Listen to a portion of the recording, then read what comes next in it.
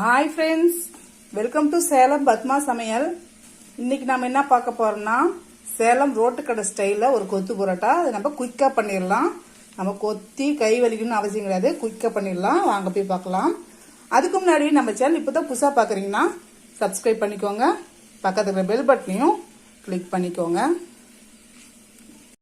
இப்போ நான் முதல்ல பாருங்க, அதுக்கு நான் வந்து இரும்பு பேன் வச்சிருக்கேன். இரும்பு தோசைக்கல்லோ இரும்பு வடை சட்டியோ அந்த மாதிரி யூஸ் பண்ணிக்கோங்க. அப்பதான் ஃபிளேவர் அதே மாதிரி நமக்கு கிடைக்கும். இப்போ இதில் நான் ஒரு 2 டேபிள் ஸ்பூன் அளவுக்கு எண்ணெய் ஊத்துறேன். இப்போ இதில் நான் ஒரு பெரிய சைஸ் வெங்காயம் இந்த மாதிரி கட் பண்ணி வச்சிருக்கேன், அதை போட்டுறேன்.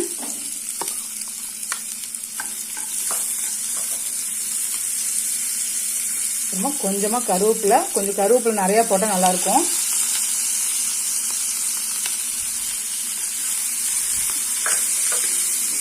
இந்த வெங்காயம் கொஞ்சம் வதங்கட்டும்.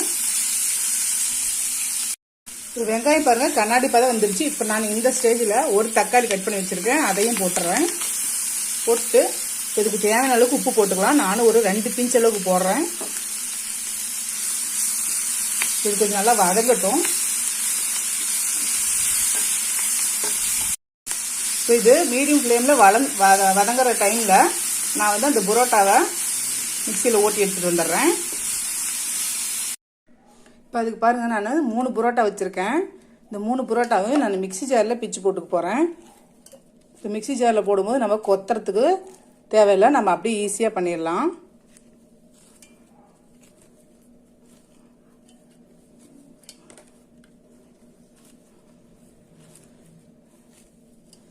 இப்போ நான் இது வந்து விப்பரில் போட்டு கொஞ்சம் பொடிசாக ஓட்டி எடுத்துகிட்டு வந்துடுறேன்.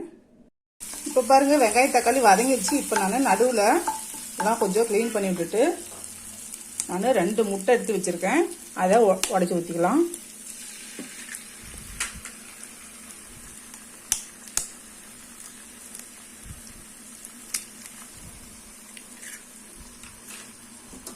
இப்போ இதை நல்லா நம்ம மிக்ஸ் பண்ணி விட்டுடலாம்.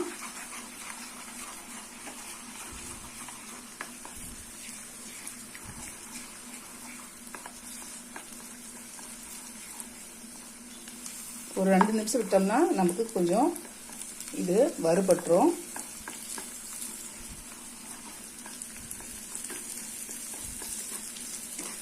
இப்போ எல்லாத்தையும் கலந்து விட்டுறலாம்.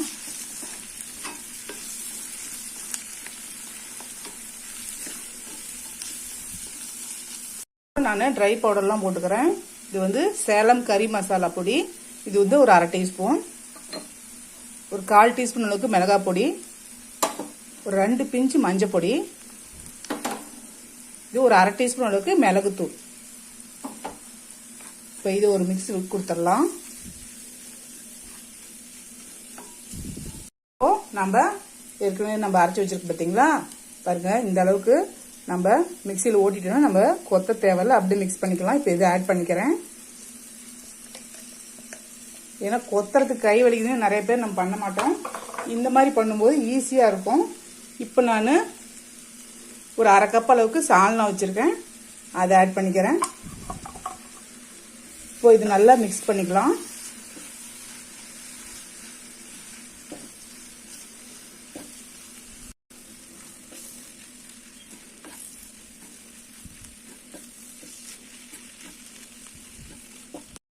அவ்வளோதாங்க, மிக்ஸ் பண்ணி இறக்குனா நம்மளுடைய சூப்பரான ரோட்டுக்கடை கொத்து பரோட்டா ரெடிங்க.